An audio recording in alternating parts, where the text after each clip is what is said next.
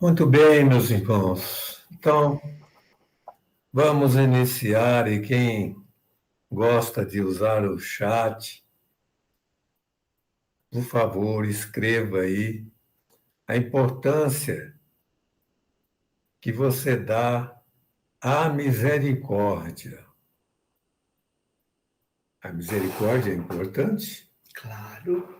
Pois é, vamos ver qual é a importância que você aí dá à misericórdia.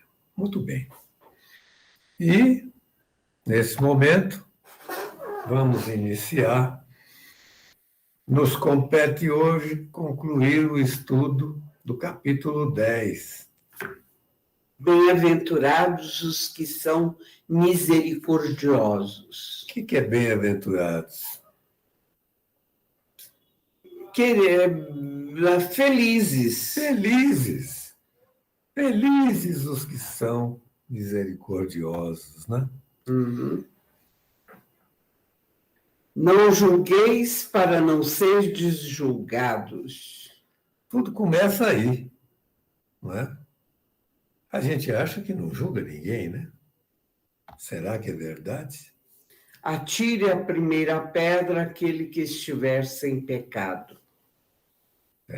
Vamos ver que lição é essa. Aliás, nós todos conhecemos, porque é uma das mais conhecidas do Evangelho, né?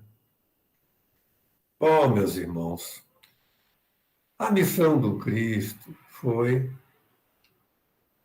cumprir a lei de Deus. Ele estava falando dos 10 mandamentos. E dar cumprimento a ela. Ele estava falando dos ensinamentos que ele trouxe desenvolvendo os 10 mandamentos. Esse desenvolvimento se refere ao amor a Deus, os 4 primeiros capítulos do Evangelho segundo o Espírito. Quem não conhece esses estudos não consegue muito se aproximar de amor a Deus, porque Deus é o desconhecido, né? O grande enigma da humanidade. E também o amar a si mesmo, que não é só se pentear bonito, não é? Colocar perfumes e batom, etc. É fazer isso que está aí, entender as lições de Jesus nesse sentido, e amar o próximo. E as aplicações desse amor a Deus, amar a si mesmo e amar ao próximo, a todas as circunstâncias da vida. E foi Allan Kardec que fez esse extrato dos ensinamentos de Jesus. Nós hoje vamos perguntar o seguinte: qual é a importância que tem a misericórdia? Você acha que ela é importante? Claro. Até que ponto? O ponto máximo. Ponto máximo. Muito bem. Não precisa mais do que isso. Foi no ponto. Muito bem, meus irmãos. Mas para a gente entender a importância da misericórdia, vamos usar o quadro inteiro. Como? Como? Não é? Esse quadro se refere ao Sermão da Montanha, que são as bem-aventuranças, não é? E vamos utilizar também um quadro do Sermão do Cenáculo, que é um dos 4 sermões que Jesus proferiu. Esse ele proferiu na hora que ele reuniu os apóstolos na última ceia. E, nesse sentido, nós vamos nos concentrar, vamos voltar aí que andou demais. Ele falou das moradas, porque ele não podia falar das moradas para o povo, não tinha como entender. Falou para os apóstolos.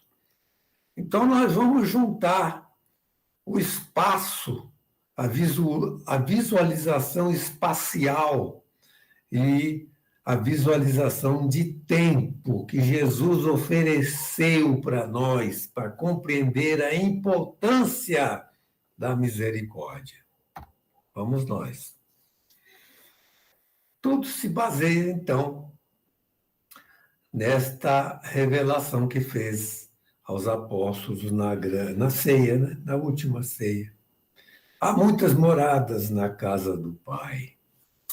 Então, Allan Kardec desenvolveu, pesquisando com os espíritos, né?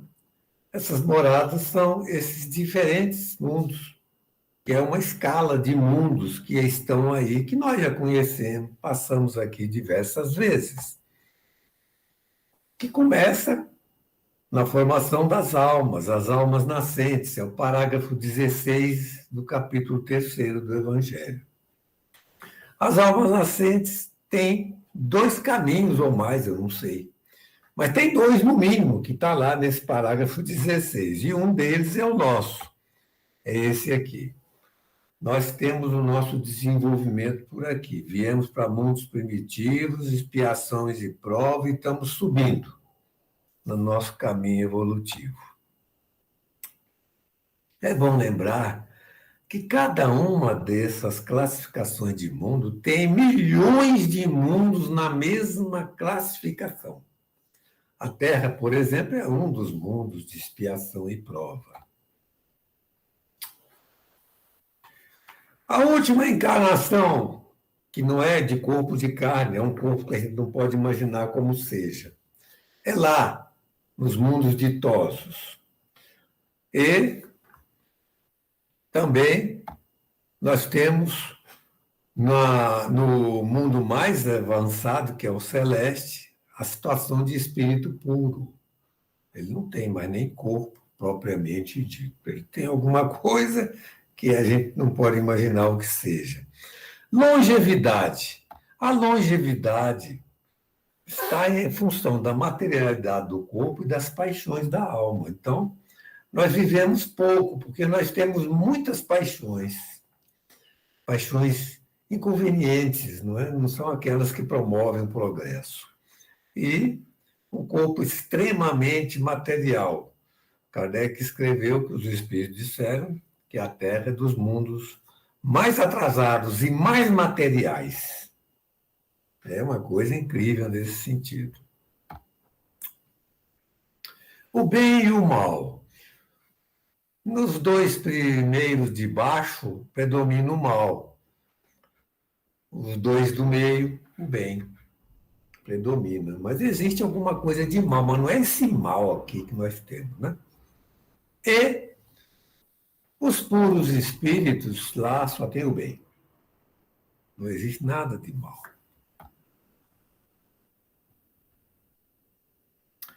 Então vamos para as bem-aventuranças ou as felicidades que vamos adquirir. Bem-aventurados os que choram.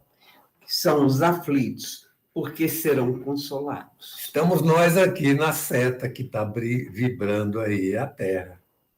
Não é? Somos nós os aflitos.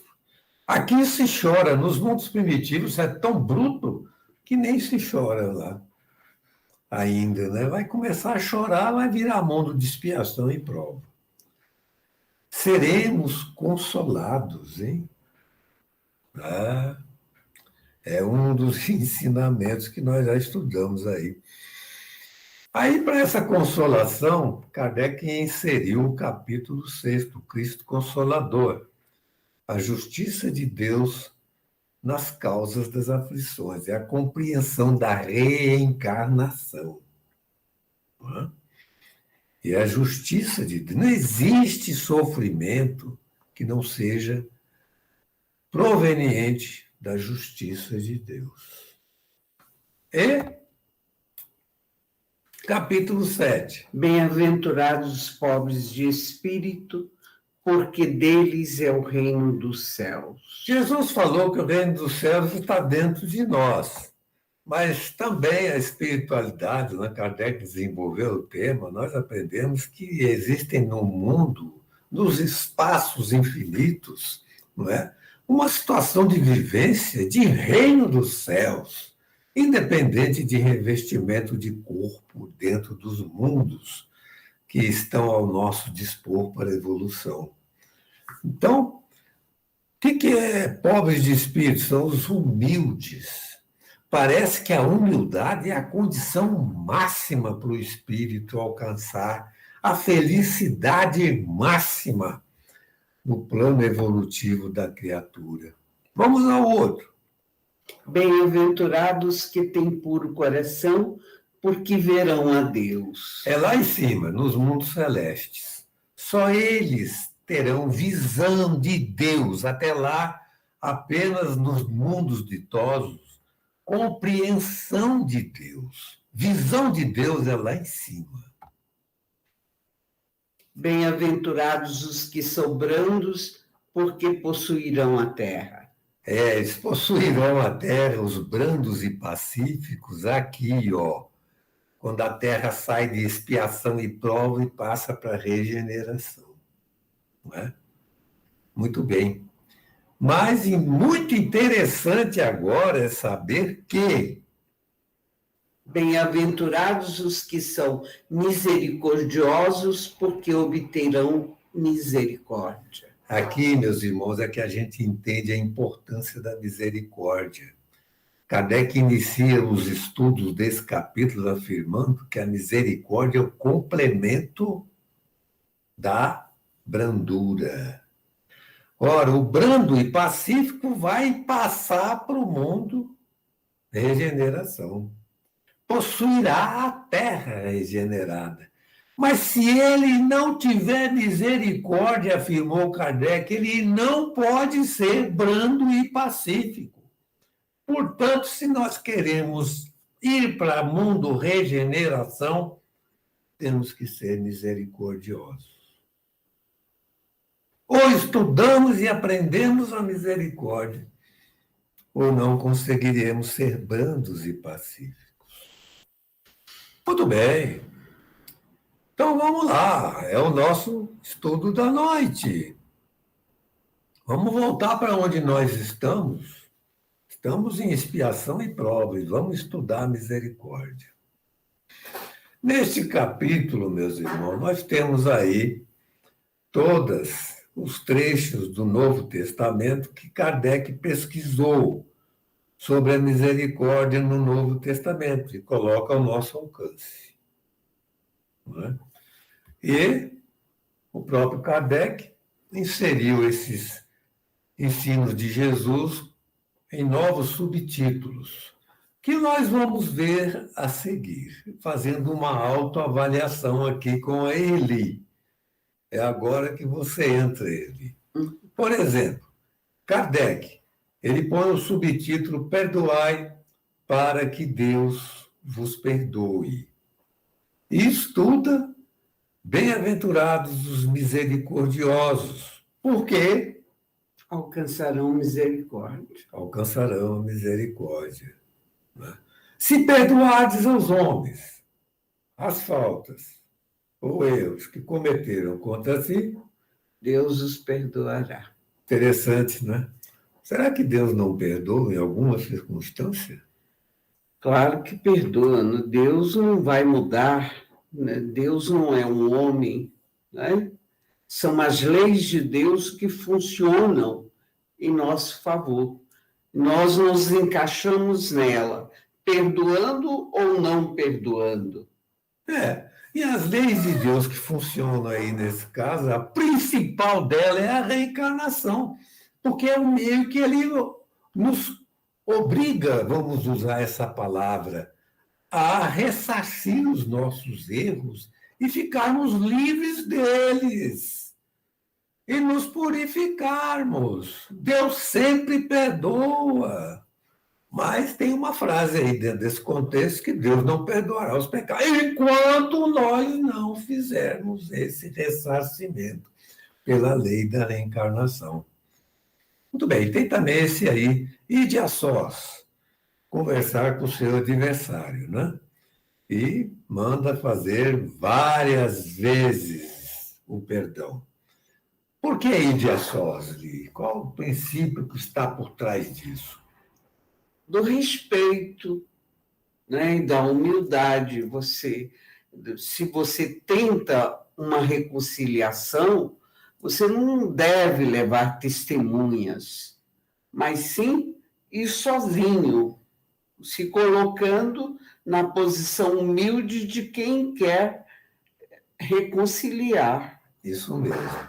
Bom, esses estudos foram feitos pelos nossos irmãos que nos antecederam, né? O Américo, a Andréa Márcio, e o Márcio, né?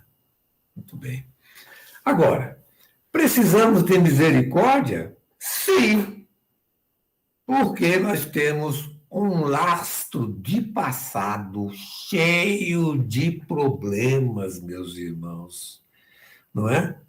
Esquecer e perdoar é a mesma coisa para você, Eli? não, eu acho que esquecer é um estágio, pode ser um estágio mais avançado e também pode ser um estágio mais atrasado. Você pode simplesmente esquecer colocando de lado, mas quando você perdoa plenamente, você esquece. Perdão e reconciliação. Qual a inter-relação entre eles? Todo perdão gera reconciliação? Nem sempre, porque às vezes a pessoa que foi perdoada não está ainda interessada nessa reconciliação. Só o tempo resolverá esses assuntos. Muito bem, você foi em cima. Então vamos passar agora para o subtítulo 2 de Kardec, reconciliar-se com os adversários, que aborda a questão do item 5 do Novo Testamento de Mateus: conserta-te sem demoras com o teu adversário enquanto estás a caminho com ele, para ele não te entregar para o juiz, etc, e você parar na cadeia. Muito bom. Então, vamos ver os efeitos da reconciliação. Tem dois, segundo Kardec explica: o efeito moral e o efeito material. Explica isso para nós.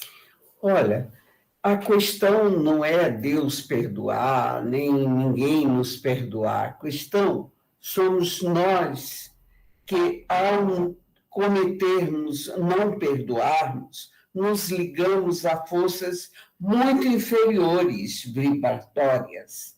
Então, quando nós reconciliamos, quer dizer, verdadeiramente de coração com o adversário, nós nos liberamos daquelas forças negativas. Exatamente. Então, mesmo que ele não queira a reconciliação, nós estamos livres. Muito. É aí que quer dizer o perdão de Deus. É a causa, meus irmãos, desse drama da humanidade, que é a obsessão generalizada, com o nome, inclusive, na sua expressão física do organismo material, de depressão. Que alastra-se no mundo, meus irmãos.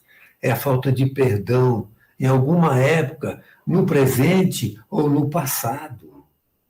Nós precisamos pedir perdão a Deus, que receberemos ajuda sobre isso. Vamos agora ao item 3, subtítulo 3 de Kardec: o sacrifício mais agradável a Deus, correspondendo ao 5 de Mateus 23, 24, oferenda no altar. Antes de oferecer alguma coisa a Deus e de reconciliar-vos com o vosso adversário. E vamos relacionar, então, ressentimento com perdão, com reparação. Para eu fazer? Para você. Eu estou de folga. Ressentimento e perdão está claro. Eu ódio o perdão. Se você não perdoa, você não se libera. E quando você se libera, mas vem também a ajuda. Como é que é o perdão de Deus? Ele se manifesta na ajuda que os bons espíritos nos oferecem. Eles ficam sensibilizados pelo seu esforço e oferecem uma ajuda, oferecendo oportunidades de reparação. De reparação. Existem 1000 formas de reparar um erro. Exatamente. Não significa que tenha que ser exatamente com aquela pessoa. Pode ser com o filho dela, pode ser com o neto, pode ser com um parente, ou alguém que ela ame, que acaba sendo colocado em nosso caminho para que a gente repare aquele erro. Muito bem explicado. Vamos agora ao item 4, o subtítulo 4, de Kardec, o argueiro e a trave no olho, que corresponde ao ensino de Jesus, apontado por Mateus no item 7. Por que vês tu o argueiro no olho Do teu irmão, do teu irmão e não vê o que tem a trave no teu. trave no teu olho? E nós vamos tratar da questão do orgulho. Me explica aí, o que é orgulho com fonte dos vícios e negação das virtudes? O orgulho é esse sentimento que a pessoa tem de sentir-se maior ou melhor do que os outros.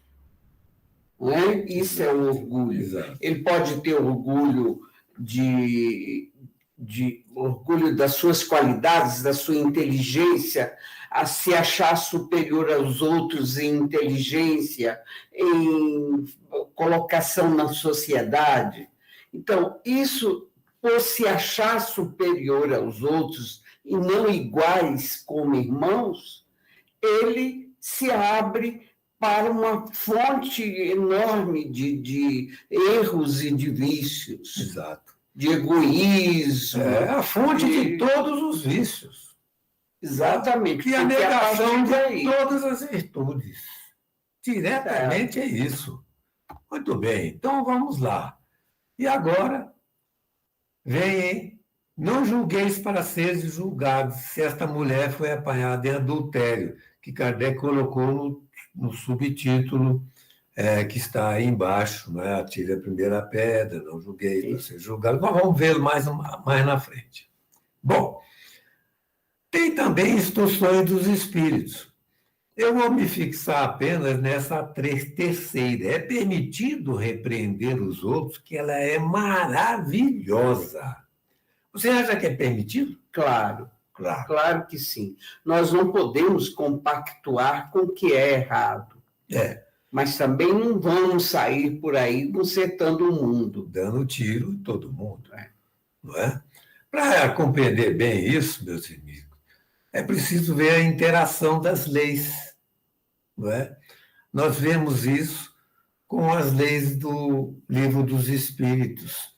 Por exemplo, essa questão de repreender mitos, como, por exemplo, a lei de sociedade, a lei da igualdade, a lei da liberdade e a justiça, amor e caridade. Tudo isso deve ser considerado no contexto para nós podermos repreender os outros, observando o mal para estudá-lo, para evitá-lo. E é útil descobrir o mal alheio, mas esse mal alheio, se faz mal só para a pessoa, não tem muito problema, não. Mas se ele vai para os outros, fazer mal para os outros, é obrigação, muitas vezes, nossa. Para isso, a lei humana recolhe aqueles que fazem mal aos outros em prisões para impedi-los de que façam mal para outros. Quer dizer, quando o mal vai se estender em prejuízo de outros, é necessário que se repreenda, que se modifique. Né? E Kardec ainda explica que é necessário avaliar as vantagens e as desvantagens de uma relação com o próximo ali, para dizer a ele qualquer coisa, levando em considerações essa lei de sociedade, igualdade, liberdade, justiça, amor e caridade. E é preciso também, meus irmãos, considerar no mesmo padrão de contexto o conserta-te enquanto estás a caminho com o seu adversário.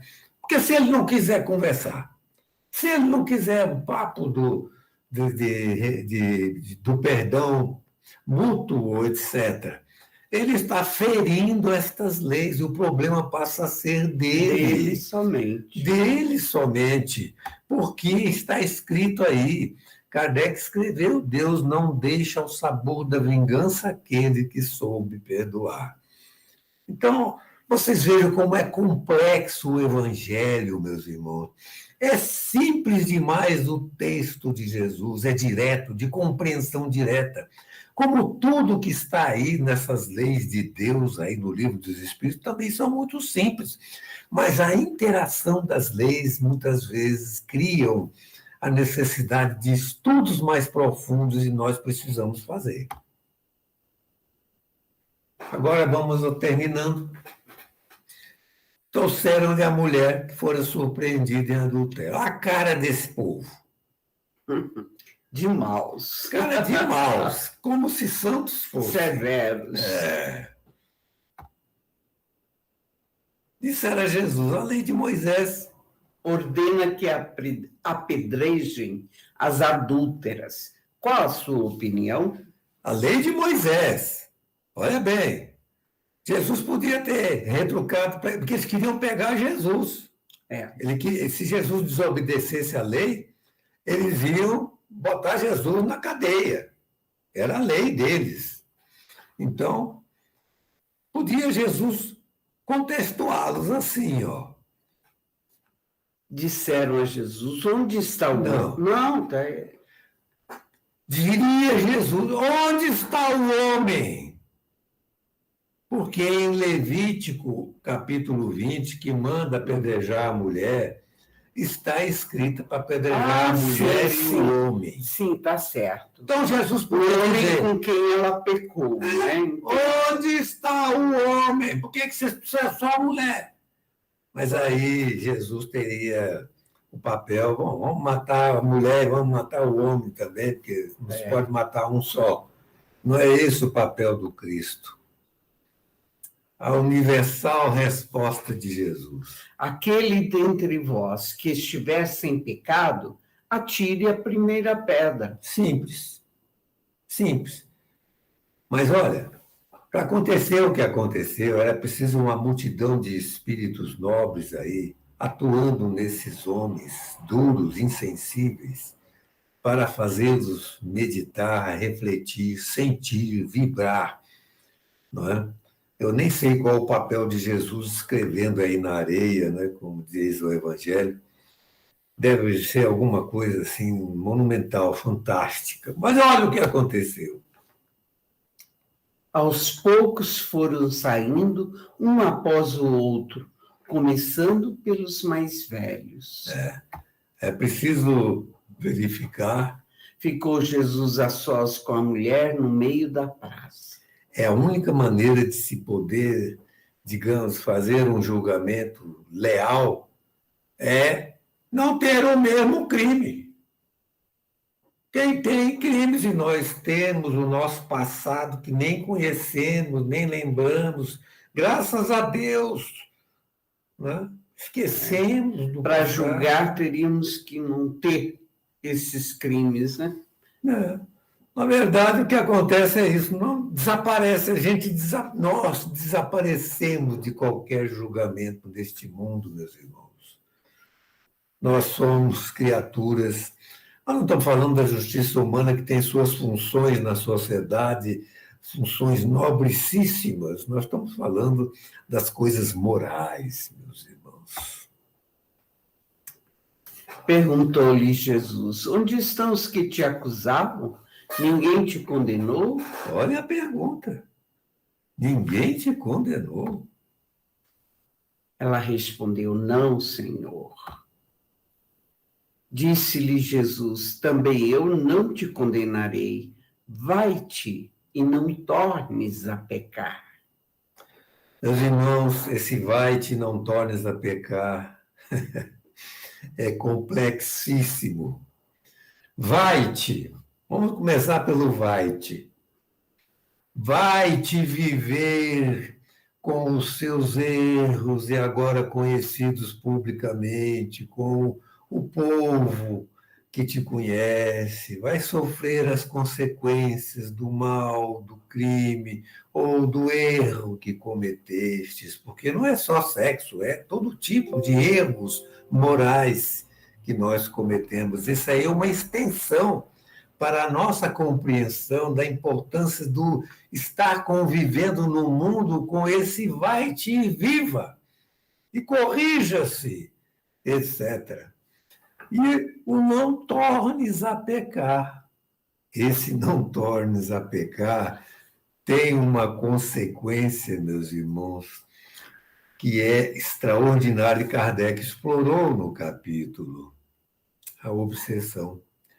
Todo pecado, de toda ordem, todo erro moral, de qualquer natureza, conduz à obsessão, porque dá direito aos maus espíritos intervirem na nossa felicidade, na nossa tranquilidade, na nossa paz de espírito, na nossa saúde, até nos corrigirmos e voltarmos para o patamar do bem. Então, não tornes a pecar significa uma luta intensa contra a própria obsessão, né? A própria obsessão. Meus irmãos, está aí. Jesus abriu espaço, o Espiritismo desvencilhou, né? O significado das bem-aventuranças de Jesus, né? Em termos espaciais e em termos temporais. E nós hoje somos mais seguros ao estudarmos estas lições, lembrando da importância do nosso esforço para a nossa regeneração, para merecermos um mundo melhor, com paz no espírito, felicidade e saúde, etc. Mas tem que começar pela misericórdia. Sem misericórdia, não saímos de onde estamos. Não temos a possibilidade de subida. Estamos paralisados no tempo, no espaço e sujeitos às influências mais dolorosas, na obsessão, nas dores físicas e nas dores morais. Meus irmãos, terminamos aqui a biografia, etc. Muito obrigado pela paciência de vocês.